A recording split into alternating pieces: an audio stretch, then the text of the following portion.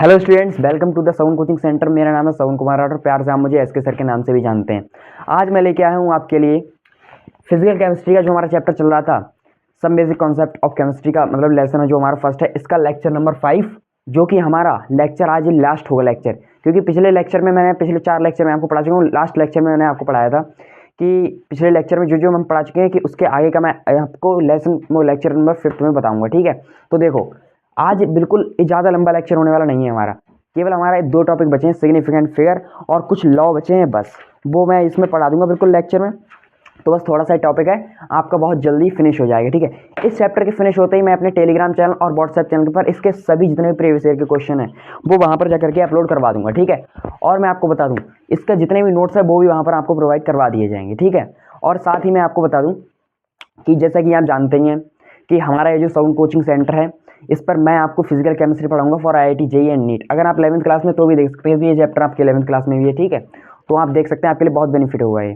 और मैं आपको बता दूं कि अगर आपने अभी तक हमारे टेलीग्राम चैनल को और व्हाट्सएप चैनल को ज्वाइन नहीं किया तो इसका टेलीग्राम चैनल का लिंक एंड व्हाट्सएप चैनल का लिंक मेरी इस वीडियो के डिस्क्रिप्शन में तो डाल ही रहा हूँ मैं। साथ ही साथ मेरा ये जो sound coaching centre YouTube channel official channel है, इसके मतलब जो बायो है उसमें भी व्हाट्सएप चैनल का लिंक, टेलीग्राम चैनल का लिंक और हमारे खुद के ही साउंड कोचिंग सेंटर का इंस्टाग्राम चैनल भी है। आप वहाँ पर भी ज्वाइन हो सकते हैं, जिस पर सभी ट्रिक्स वहाँ पर अपलोड होती रहती हैं वीडियोस। ठीक है, तो आप ज्वाइन हो जाइए। और हाँ, यूपी बोर्ड वाले बच्चों के लिए क्लास 12th वालों के लिए एक मैराथन हमने चलाई है, जो टेलीग्राम चैनल पर डेली वहाँ पर हर चैप्टर के इंपॉर्टेंट क्वेश्चन, हर सब्जेक्ट के, जैसे फिजिक्स, केमिस्ट्री, बायोलॉजी सब ले लो, आप मैथ वैथ, तो सबके वहाँ पर रोज़ डेली अपलोड होते हैं।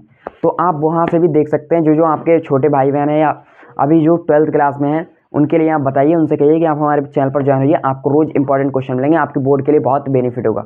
वैसे तो हमने रखा है कि 70 आउट ऑफ 70 आपके नंबर आएंगे, इतने ऐसे क्वेश्चन हम बना दे रहे हैं, इतना रिसर्च चल रहा है।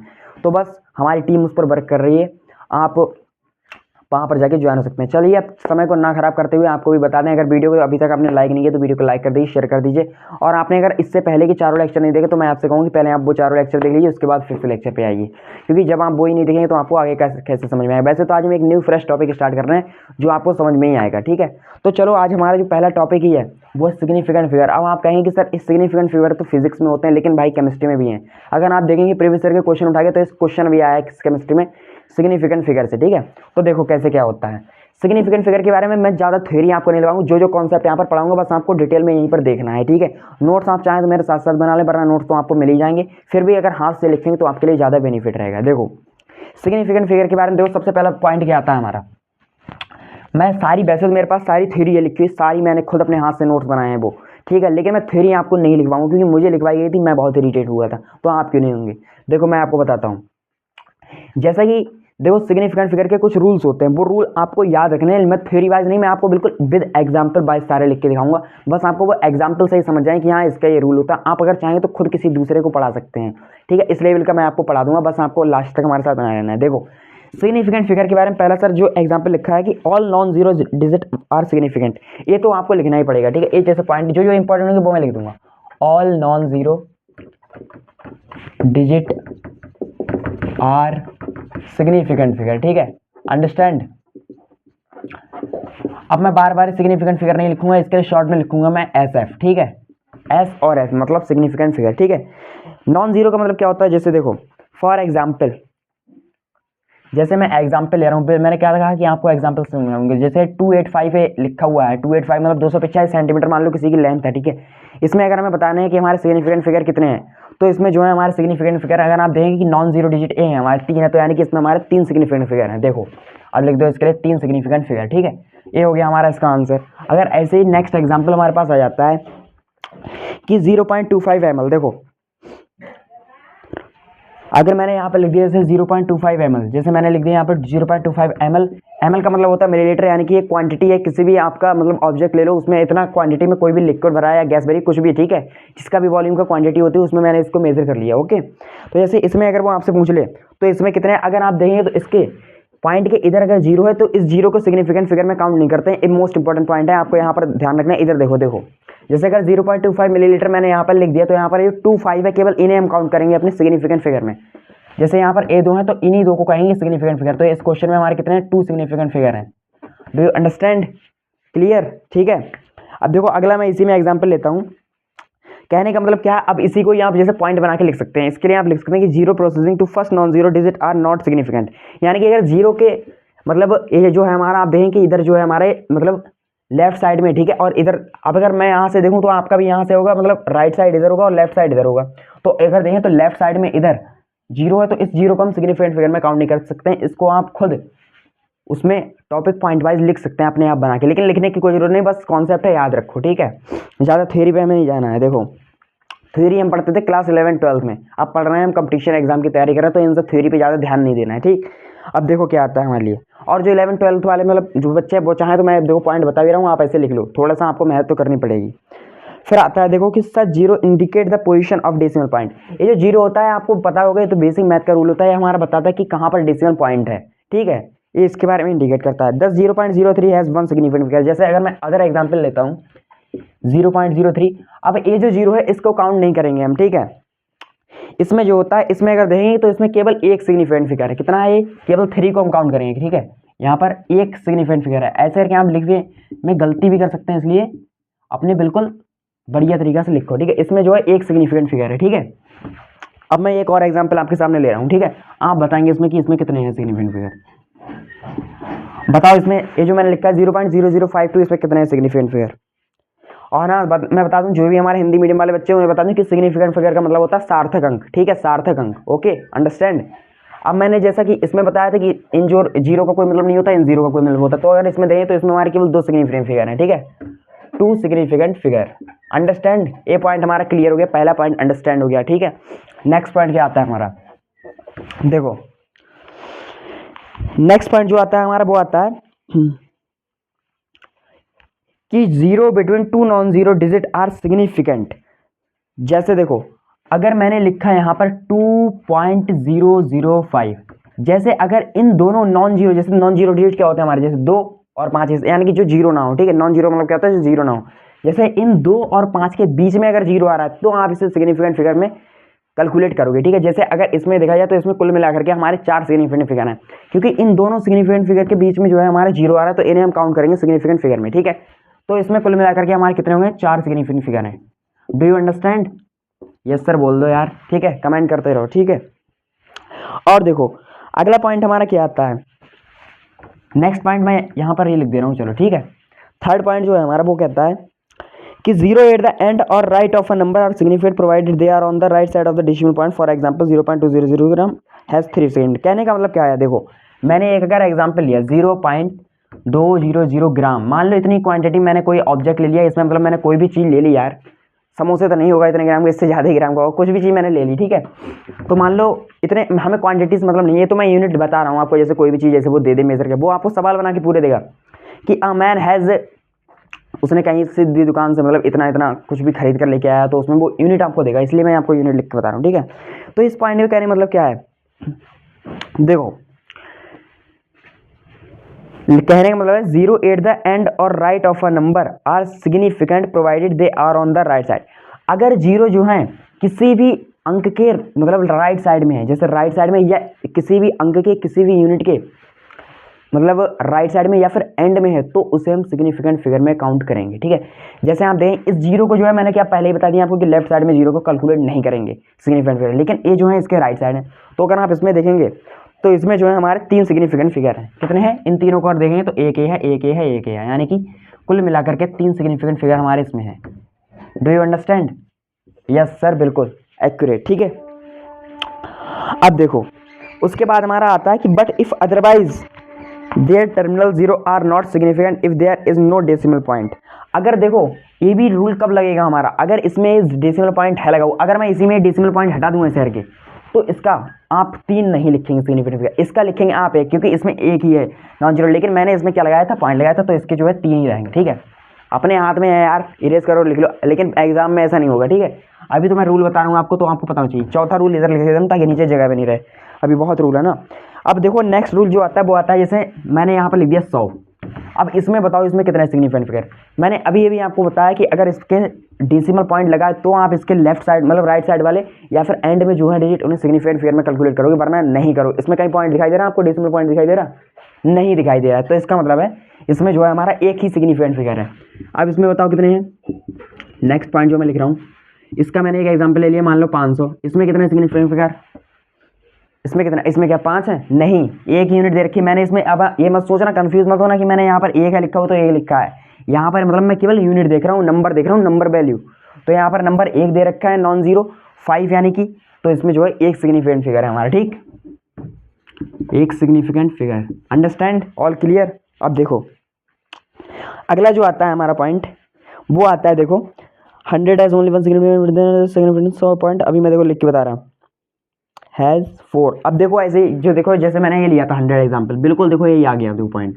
अब जैसे इसमें जो है आपके लगा हुआ है क्या, पॉइंट लग के आ गए बीच में 100.00। अब अगर इसमें कोई आपसे पूछे सिग्निफिकेंट फिगर, अब क्योंकि पॉइंट आ रहा है, अब इधर के भी जीरो गिने जाएंगे, इधर के भी जीरो, तो कुल मिला करके देखें आप इसमें तो आपके 3 2 5 हो जाएंगे सिग्निफिकेंट फिगर, ठीक है, कितने हो जाएंगे, 5 हो जाएंगे सिग्निफिकेंट फिगर, ठीक है, 5 सिग्निफिकेंट फिगर, ठीक, इसमें हो जाएंगे 5। अब देखो अगली आती है घात वाली, मतलब पावर वाली आती है बात। देखो जैसे कोई भी मैंने लिख दिया 1 × 10 की घात 6, अब देखो इसका मतलब क्या होता है। अब ये जैसे एग्जांपल, नेक्स्ट पॉइंट हमारा ए अलग से ही लिख देते हैं ताकि आपको इसमें कंफ्यूजन ना हो, क्योंकि ये इंपॉर्टेंट है, ठीक है, अलग से लिखते हैं इसके लिए। 5वां पॉइंट है हमारा, देखो such numbers are better represented in significant notation, we can express the number 100 as 1 × for 1 significant figure and 1.0 for 2 significant. देखो कहने का मतलब क्या है, अगर मैंने यहाँ पर ऐसे के लिए नंबर 1 × 10 की घात 2, तो इसमें जो 10 की घात 2 है इसका कोई महत्व नहीं है सिग्निफिकेंट फिगर में, वैसे तो है, इसका बहुत मतलब है, लेकिन अगर हम सिग्निफिकेंट फिगर रूल के हिसाब से देखें तो इसमें इसका कोई रूल नहीं है, कोई रोल नहीं है, ठीक है। इसमें अगर देखा जाए आपसे पूछा जाए तो इसमें केवल एक ही सिग्निफिकेंट फिगर है, एक ही है सिग्निफिकेंट फिगर। अगला देखो मैं एग्जांपल लेता हूँ आपके सामने, अगर मैंने यहाँ पर लिखा 1.0 × 10⁻3, मैं 100 लिख देता हूँ, कितने भी लिख दूँ, लेकिन इससे हमारा कोई मतलब नहीं है। लेकिन अब यहाँ पर पॉइंट आ गया बीच में, तो इसमें जो है इधर वाला भी जीरो गिना जाएगा, तो इसमें कुल मिलाकर के 2 सिग्निफिकेंट फिगर आ जाएंगे हमारे। Do you understand, all clear. बिल्कुल इजी चीज़ें बता रहा हूँ, जो चीज़ बता रहा हूँ सारा बस यहाँ पर समझते रहो, क्योंकि एक पॉइंट भी अगर छोटा आपसे तो आपके लिए परेशानी होगी, मुझे कोई दिक्कत नहीं है, ठीक है। देखो आपको बस बिल्कुल पूरा ध्यान यहाँ लगाना है। अब आता है कि counting the number of object. अब जैसे मैंने आपसे कहा कि आप जाओ यार जरा मतलब समोसे ले आओ जाके 6 दुकान से, ठीक है, आप गए ले आए समोसे। अब मैंने आपसे कह दिया कि मतलब मुझे इन 6 समोसे में बताओ कि कितने सिग्निफिकेंट फिगर हैं, तो इसका देखो रोल होता है, इसका क्या एक नया रूल होता है। जैसे कोई भी अगर हमें एक्यूरेट नंबर बता दे कि हाँ जाके वहाँ से 1 दर्जन केले ले आओ, या 1 दर्जन पतंग ले आओ, या 3 दर्जन पतंग ले आओ, हैं, तो 3 दर्जन पतंगे जो होती हैं वो हमें पता चलेंगे। देखो 1 दर्जन में 12 केले जैसे होते हैं, ऐसे ही 1 दर्जन में 12 पतंगे, यानी कि 12 36। तो इसका जो एक्यूरेट सिग्निफिकेंट फिगर होगा जैसे, तो वो हमें पता हो जाना चाहिए। जैसे किसी भी चीज़ का एक्यूरेट नंबर हमें पता लगाना, जैसे कि ये एक ही चीज़ है, ठीक है, और ये जैसे यहाँ पर मैं अगर आपको दिखाऊं तो ये जो है हमारे पास 3 पेन है, तो देखो counting the number of object for example 2 balls और 20x हैव इनफाइनाइट सिग्निफिकेंट, तो इनके जो है इनके सिग्निफिकेंट फिगर होंगे इनफाइनाइट, मतलब अनंत। देखो ये रूल लिखो यहाँ पर, for counting the number of object, for counting the number of object, या एक्यूरेट कोई हमें बता दे बिल्कुल कि हाँ ये इतनी ही चीज़ हमारे पास दे रखी है, इतनी मात्रा में दे रखी है, ठीक है। कि जैसे मैंने आपसे कह दिया कि यहाँ पर जैसे अभी मैंने आपको बताया एग्जांपल दिया था कि 3 दर्जन पतंगे ले आओ, तो वो बिल्कुल एक्यूरेट मैंने आपको दे दिया, ना इधर ना उधर, ठीक है। तो उसके अगर कोई आपसे सिग्निफिकेंट फिगर पूछ ले तो उसके होंगे सिग्निफिकेंट फिगर, सार्थक अंक होंगे इनफाइनाइट, मतलब अनंत, या हिंदी में या इंग्लिश में बोले तो इन्फिनिटी, इन्फिनिटी, ठीक। Understand, all point clear. देखो अब नेक्स्ट पॉइंट हमारा क्या आता है, figure this exact number and can be represented by writing infinity number of terms after placing a decimal. देखो अभी देखो क्या आता है, अब नेक्स्ट पॉइंट आता है हमारा इसी में। अब मैं कुछ एग्जांपल दे रहा हूँ, वैसे तो हमारे सारे रूल होंगे, अब कुछ एग्जांपल के बेस पर मैं आपसे करवाऊंगा, और साथ साथ जो अगर आपको नहीं आएंगे वो मैं बताता भी चलूंगा, ठीक है। देखो जैसे मैं यहाँ पर एग्जांपल ले रहा हूँ, इधर जगह बची है तो ठीक है, कुछ एग्जांपल लिखता है हम, कुछ आप बोलो, कुछ हम बोलें, कुछ तुम बोलो, ओ ढोलना आ जाओ, ठीक है। पहला एग्जाम्पल मैं ले रहा हूँ यहाँ पे 2270, ठीक है। दूसरा भी मैं ले रहा हूँ, दूसरा मैं लिया 0.01210101020, ठीक है। फिर मैं ले रहा हूँ 13.00, बिल्कुल अभी जितने रूल पढ़ाए सब उन्हीं के बेस पर हो जाएंगे। 0.0 × 10 की 5, बिल्कुल ऐसे एग्जाम्पल हैं कि ये हर बार ही पूछे जाते हैं और प्रीवियस ईयर में ही पूछा गया है सवाल, ठीक है। 1 पॉइंट। अगर आप पिछले 30 साल के 37 साल के प्रीवियस ईयर के क्वेश्चन उठाएंगे तो आपको पता चल जाएगा, ठीक है। ये वाला क्वेश्चन है प्रीवियस ईयर में आया हुआ है, अगर आप देखेंगे तो, ठीक। अगला आएगा हमारा 2000, छठा आएगा 1.0। एक लास्ट जो बचा है हमारा वो बचा है 2000.00। देखो अब पहले वाले में बताओ अच्छा कितने सिग्निफिकेंट फिगर, बताओ जल्दी बताओ। देखो मैंने आपसे क्या कहा, इसके अंदर जैसे लिखा है 200 और 370, ठीक है। तो इनके जो मतलब पूरा एक ही नंबर है, ऐसा नहीं कि अलग अलग लिखे। देखो 200 370 मैं पूरा पढ़ नहीं रहा हूँ, 2 लाख ऐसे पता नहीं कितना जाएगा, ठीक है, 20,000 कुछ ऐसे करके जाएगा, ठीक है। देखो ये अगर ऐसे करके हमारा है देखा, इसमें अगर वो आपसे पूछे सिग्निफिकेंट फिगर तो ये पहला रूल आपका लगेगा यहाँ पर। जैसे ये देखो मैंने नॉन जीरो बताया था, ये जैसे इन नॉन जीरो के बीच में ये जीरो आ रहा है तो इन्हें तो सिग्निफिकेंट फिगर में काउंट करें, लेकिन इसे काउंट नहीं करेंगे, इसका कोई मतलब नहीं है सिग्निफिकेंट फिगर में। तो गिनो कितने हैं, 1 2 3 4 5, तो इसमें क्या हो गया 5 सिग्निफिकेंट फिगर, आपका आंसर आ गया। ईजी है, बिल्कुल आसान है। इसमें बताओ इसमें कितने हैं, बताओ इसमें बताओ कितने हैं। देखो मैं आपको बताऊं, मैंने आपसे क्या कहा था कि डेसिमल के लेफ्ट साइड में जितने भी हैं जीरो उन्हें हम काउंट नहीं कर सकते हैं, ठीक है, उन्हें हम काउंट करेंगे ही नहीं। लेकिन इसमें ये देखो इतने हैं केवल सिग्निफिकेंट, 1 2 3 4, तो इसमें अगर देखा जाए तो 4 सिग्निफिकेंट फिगर है और इसमें लेफ्ट साइड में 2 जीरो हैं, तो हम उन्हें कैलकुलेट करेंगे ही नहीं, ठीक है। अब देखो नेक्स्ट क्या आता है हमारा, जैसे मैंने ये लिखा, मैंने क्या बताया कि अगर पावर कहीं पर भी आ जाती है तो उसका कोई रोल नहीं रह जाता है सिग्निफिकेंट फिगर में। आप इसमें देखो, आप पॉइंट के राइट साइड में जो है, राइट साइड में, ठीक है, 2 जीरो हैं, तो मैंने क्या कहा था कि राइट साइड वाले जीरो को कैलकुलेट करते हैं, काउंट करते हैं, तो यानी कि 2J यानी कि 4 सिग्निफिकेंट फिगर है इसके। ईजी है, बिल्कुल आसान है, ठीक है। उसके बाद देखो क्या आता है हमारा, ये जो आते हैं इसमें देखो राइट साइड में भी जीरो है और इसके ये सब मतलब पॉइंट की भी इधर है, तो अगर इसमें हम अगर कैलकुलेट करेंगे तो हमारे कितने आएंगे पता है सिग्निफिकेंट फिगर, इन सभी को कैलकुलेट कर लेंगे हम, जितने भी हैं सबको, 1 2 3 4 5 6 7, यानी कि 7 सिग्निफिकेंट फिगर है। देखो है बिल्कुल आसान। अब इसमें बताओ इसमें कितने हैं, इसमें 2 हैं, 1 है भाई, 1, क्योंकि इन जीरो को तो हम कैलकुलेट करते ही नहीं है, इन जीरो को तो कैलकुलेट नहीं करते हैं विनोद। ये क्या चल रहा है विनोद, ठीक है। ये देखो 1 पॉइंट, अब जीरो यहाँ पर दे रखा, तो इसमें कितने सिग्निफिकेंट फिगर हैं, 2 हैं। अब तो ऐसे ही समझ गए होगे हर चीज़, एक पॉइंट पॉइंट क्लियर करवा दिया। अब तो इसमें बताओ कितने हैं, बताओ इसमें कितने हैं। इसमें जो है आपके पॉइंट के राइट साइड में जीरो, तो ये कैलकुलेट करे जाएंगे, बाकी ये तो होंगे ही। तो यानी कि 1 2 3 4 5 6 सिग्निफिकेंट फिगर हो गए आपके। आसान, नोट कर लो, वैसे मेरे साथ साथ ही कर लिया होगा नोट, फिर भी नोट करने का मैं टाइम दे रहा हूँ, साइड हट जा रहा हूँ, नोट करो जल्दी से। उसके बाद मैं करता हूँ इरेज से इरेज, ठीक है। बताओ 18 मिनट यही पढ़ते पढ़ते लग गया, लेकिन अब सिग्निफिकेंट फिगर जितने पढ़ा दिए इससे बाहर नहीं आएगा सिग्निफिकेंट फिगर में, ठीक है। अब पढ़ेंगे लॉ ऑफ केमिकल कॉम्बिनेशन, ठीक है, वो पढ़ेंगे हम, law of chemical combination, okay. ये मैं ऊपर से इरेज कर रहा हूँ, ऊपर का तो लिख दिया होगा यार, ठीक है। बताओ 17 मिनट इसी में हो गए सिग्निफिकेंट फिगर में, लेकिन आपको एक एक पॉइंट क्लियर करवा दिया मैंने, बिल्कुल इजी टू इजी वे में, ठीक है। ये तो अब तो लिख लिया होगा आपने भाई। और देखो कोई थ्योरी पढ़ने की जरूरत पड़ी हमें, ये बताओ, बिल्कुल ऐसे ही हमने एग्जाम्पल बेस कर लिया, और लोग इसकी पता नहीं कितनी थ्योरी लिखवा देते हैं सब, जिनके पास डिजिटल बोर्ड है वो पूरे लिख के लेके आते हैं थ्योरी, और मैंने आपको ऐसे एक्सप्लेन किया बिना किसी थ्योरी के, ठीक है। अब पढ़ेंगे कुछ लॉ, ठीक है, लॉ ऑफ केमिकल कॉम्बिनेशन। मैं देखो थ्योरी पे ज़्यादा रटने में बात नहीं करता हूँ, पहले रटता था मैं भी जब छोटा था, लेकिन अब कब तक रटोगे भाई।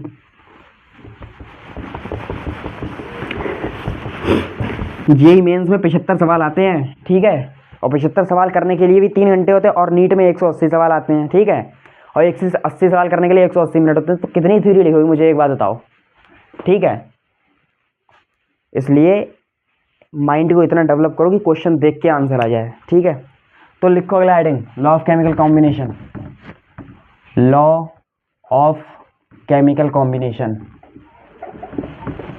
लॉ ऑफ केमिकल कॉम्बिनेशन, ठीक है।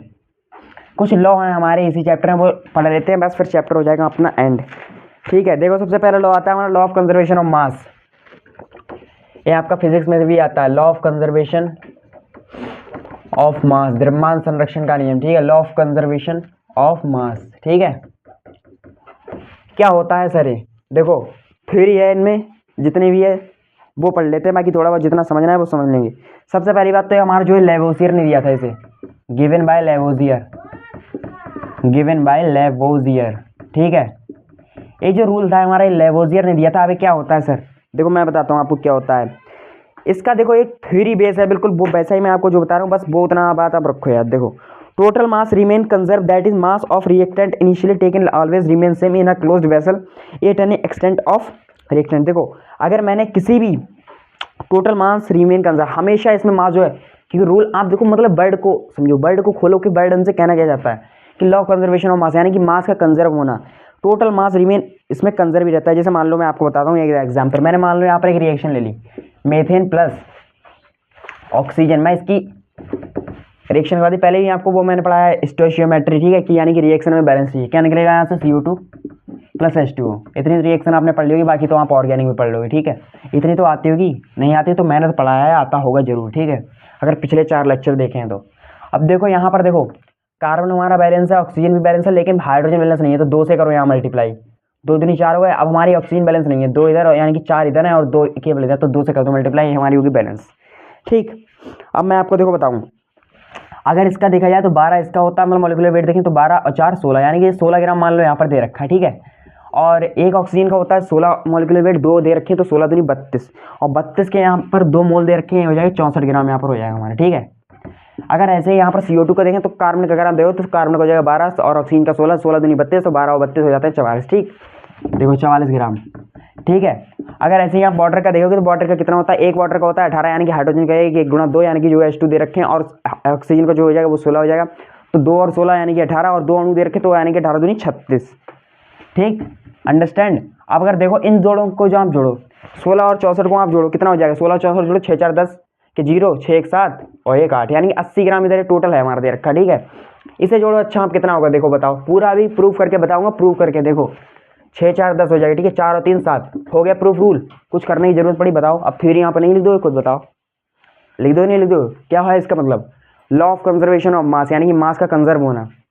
लिखो अपने आप थ्योरी, फिर भी मैं लिखवाता हूँ, ठीक है। टोटल मास, बिल्कुल हर एक चीज प्रूफ करके दूंगा, थ्योरी नहीं लिखवाऊंगा, ठीक है। Total mass remain conserve, total mass remain conserve, that is mass of reactant initially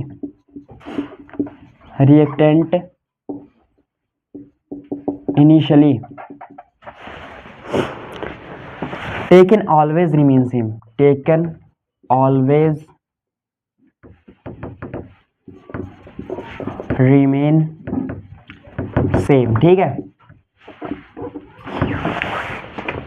same in a closed vessel, same in a closed vessel, same in a closed vessel at any extent of reactant, at any extent of reactant, at any extent of reactant, ठीक है।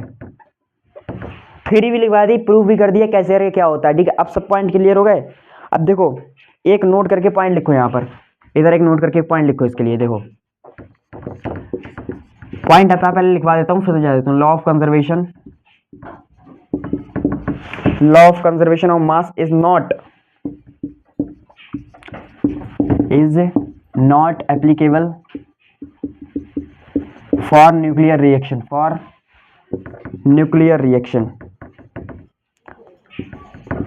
देखो nuclear reaction में ये जो है काम नहीं करता है, एप्लीकेबल नहीं होता है, बस इतना पॉइंट है। ऐसे कहीं पर भी स्टेटमेंट बेस में वो आपको दे देगा कि ये जो law of conservation of mass है ये हमारा मतलब न्यूक्लियर रिएक्शन में एप्लीकेबल होता है, तो आपको कर देना है गलत है, ये आप गलत बोल रहे हो कि इसमें एप्लीकेबल नहीं होता है, ठीक है। उस क्वेश्चन को आपको गलत बता देना, ठीक है।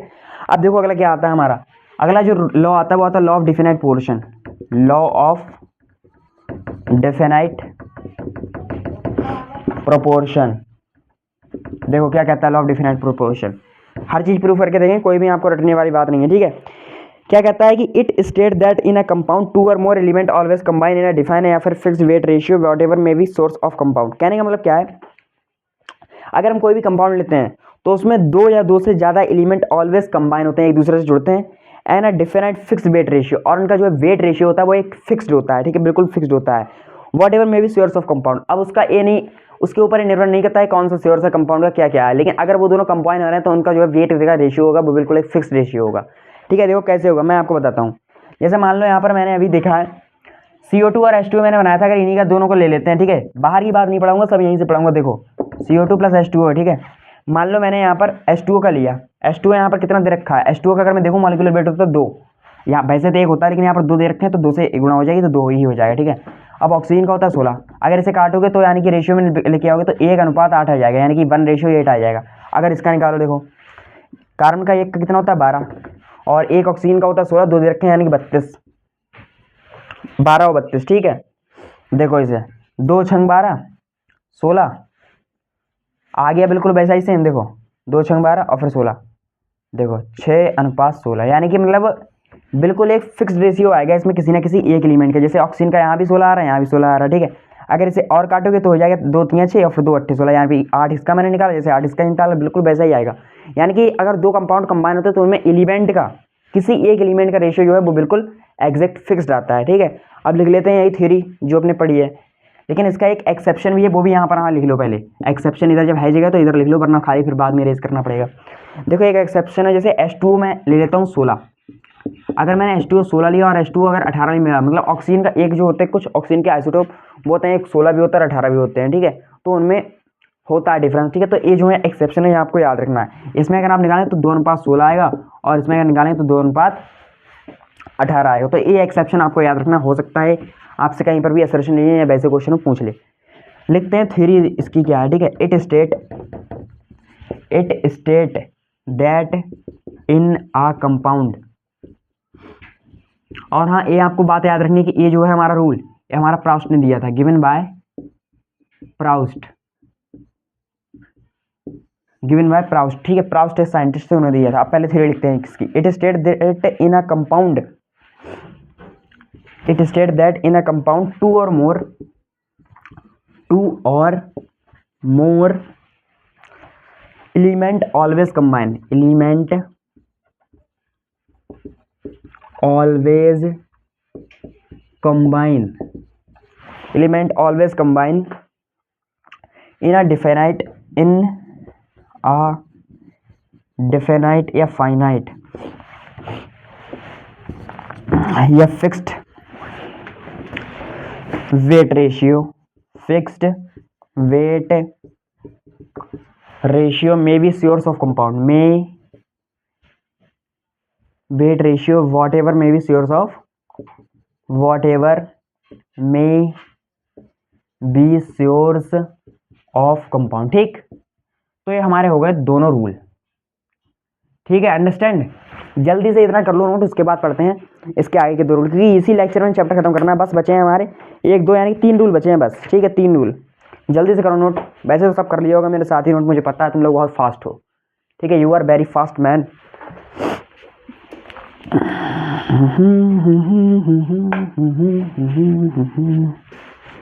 जल्दी से करो नोट।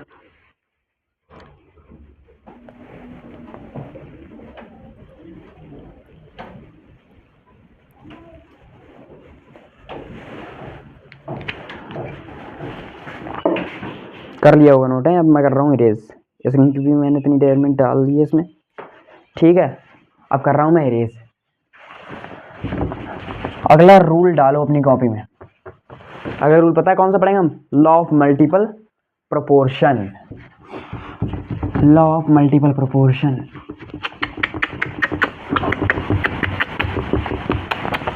हौले हौले हो जाएगा प्यार, भली हौले हौले हो प्यार,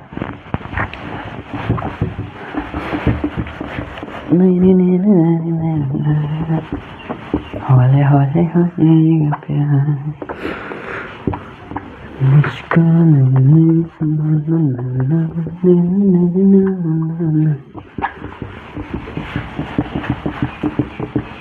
अगला रूल डाल लो अपनी कॉपी में। सही है, हेडिंग डालो तीसरा, लॉ ऑफ मल्टीपल प्रोपोर्शन।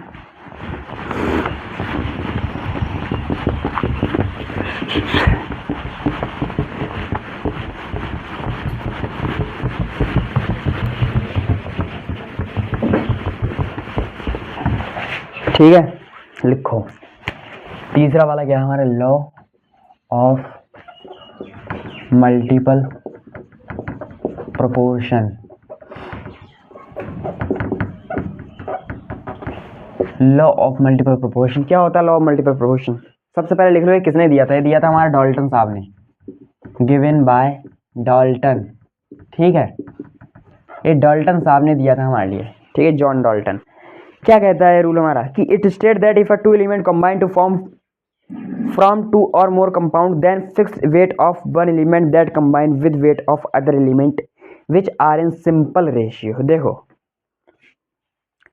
कहने का मतलब क्या है हमारा, मान लो मैंने यहाँ पर वाटर लिया, इधर लिया मैंने हाइड्रोजन परऑक्साइड, H2O2 कहते हैं हाइड्रोजन परऑक्साइड। ठीक है, इसमें भी हाइड्रोजन ऑक्सीजन है, इसमें भी हाइड्रोजन ऑक्सीजन है। फर्क क्या है, उसमें एक ऑक्सीजन है और इसमें दो ऑक्सीजन है। ठीक है, फर्क बस इतना सा है हमारा।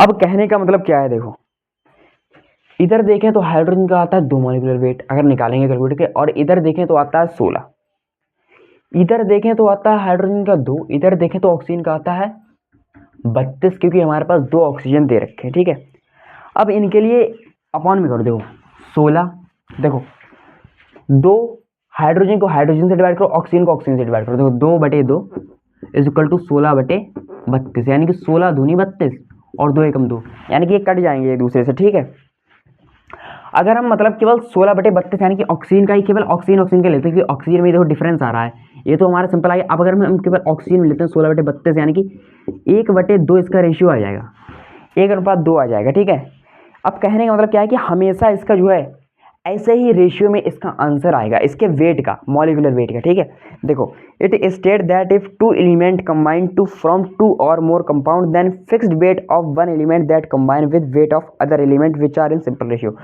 मतलब अगर आप इसमें दो जो है ऐसे एलिमेंट लेते हैं जो कंपाउंड एक दूसरे से मतलब कंबाइन होते हैं, तो उनमें किसी एक एलिमेंट का रेशियो, वेट रेशियो फिक्स है। जैसा मैंने अभी आपको पिछला वाला रूल पढ़ाया था, लॉ ऑफ डिफिनाइट प्रोपोर्शन, बिल्कुल सेम उसी की तरह है। ठीक है, बस ये थोड़ा सा बस इसमें डिफरेंस होता है बस।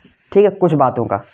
ठीक है, अब बिल्कुल वैसा ही जैसा था ये रूल, बस है वैसा ही, बस बिल्कुल आपको थोड़े से मतलब देखो डिफरेंस तो होगा यार थोड़ा बहुत, जब रूल है अलग थोड़ा सा होगा डिफरेंस, बाकी बिल्कुल वैसा ही सेम है। अब थ्योरी में देखो जो लिखना है वो हम लिख देते हैं, देखो यहीं पर मैं लिख देता हूँ वरना नीचे और भी पेज पेज होगा। It state that two element combine two from two or more compound,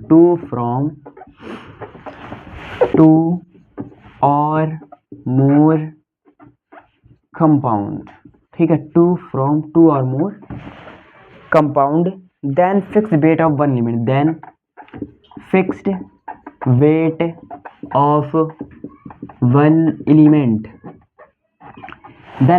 of one element that combine with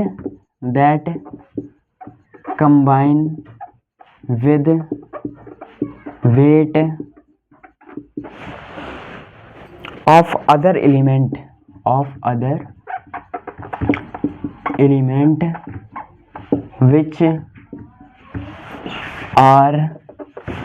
which are in simple ratio। ठीक, ये रूल भी हो गया हमारा। अब नेक्स्ट रूल आएगा हमारा अवोगाद्रो रूल। देखो अवोगाद्रो रूल क्या होता है, अवोगाद्रो रूल, अच्छा ये रूल किसने दिया अवोगाद्रो रूल? सिंपल बात है यार, जब ये अवोगाद्रो रूल या अवोगाद्रो लॉ है तो ये अवोगाद्रो साइंटिस्ट नहीं दिया होगा। ठीक है, ये क्या कहता है, देखो आपको पता है गैसेस के लिए एक क्वेश्चन लगती है, PV is equal to NRT, आपको पता है, आपसे मैं पूछ नहीं रहा हूँ, आपको ये पता है। ठीक है, N is equal to PV/RT, अब देखो इसमें मैं क्या चेंज करता हूँ, देखो ये दोनों जो होते हैं हमारे सेम प्रेशर एंड टेम्परेचर पे होते हैं। देखो अगर मैं N1 यहाँ पर लेता हूँ तो यहाँ पर आएगा N1, और यहाँ पर अगर मैं N2 लेता हूँ तो यहाँ पर आएगा N2। ये दोनों जो होते हैं हमारे सेम टेम्परेचर पे लिए जाते हैं, सेम टेम्परेचर। ठीक है, एंड सेम प्रेशर। अगर हम सेम टेम्परेचर और सेम प्रेशर ले रहे हैं तो बाकी आर तो गैस कांस्टेंट है, तो केवल चेंज होगा जो वो केवल वॉल्यूम में होगा। तो क्या कहता है कि it state that if two gases are at same pressure and temperature then equal volume of two gases contain equal number of molecule. ठीक है, जब केवल ये डायरेक्टली प्रोपोर्शन हो जाए केवल वॉल्यूम के, तो यानी कि और मोल जो है डायरेक्टली प्रोपोर्शन हो जाए वॉल्यूम के, तो यानी कि हमें डायरेक्ट पता चल जाए कि कितने वॉल्यूम में कितने मोल है। तो यही रूल बताता है, देखो लिख लो यहाँ पर थ्योरी जितनी भी है।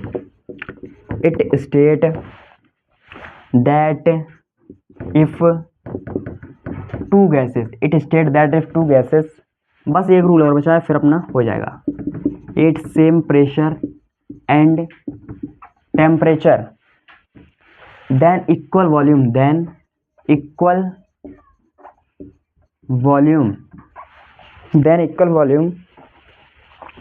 of two gases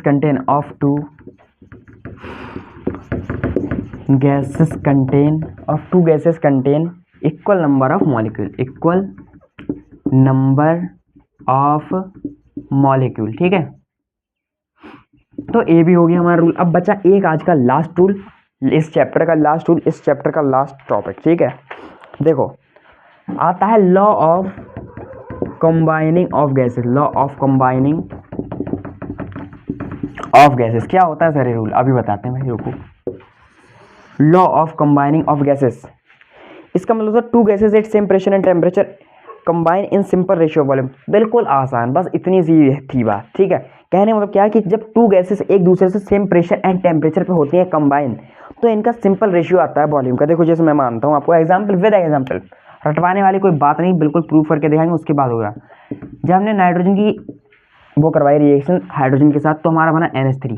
ये तो मुझे रट गई है इक्वेशन। ठीक है, अब दो नाइट्रोजन बैलेंस करेंगे, 2 से कर देंगे यहाँ मल्टीप्लाई। अब हाइड्रोजन होगा 6, तो यहाँ पर करेंगे 3 से मल्टीप्लाई। ये भी गैस है, ये भी गैस है, ये भी गैस। ठीक है, अगर आप देखेंगे to gases eight same pressure and temperature combine in simple ratio volume, इनका अगर आप वॉल्यूम देंगे तो बिल्कुल सिंपल रेशियो में बिल्कुल वॉल्यूम आएगा, सेम बिल्कुल वैसा ही। ठीक है, अगर मतलब वो हम जैसे किसी इक्विपमेंट के द्वारा दिखा लेंगे तो हमें बिल्कुल पूरा दिखाई देगा। अभी तो हमने केवल रिएक्शन यहाँ पर लिखी है, जब लैब में जाकर के एक्सपेरिमेंट करें तो पता चल जाएगा। ठीक है, इसलिए इसमें जो थ्योरी है वो आपको याद रखनी पड़ेगी। ठीक है, लिखो two gases at same pressure and temperature combine in simple ratio